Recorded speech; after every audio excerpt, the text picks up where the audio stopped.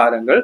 ஆமென். இந்த இடத்திலும் அவன் பார்க்கும்போது அந்த இடத்துல மகள் மரணத்தோடு போராடி கொண்டிருக்கிற நேரத்திலும் இயேசு அந்த இடத்துல தாமதிக்கிற ஒரு அனுபவத்தை நம்மால் பார்க்க முடிகிறது. பாருங்கள், தாமதிக்கிறது. ஆமென்.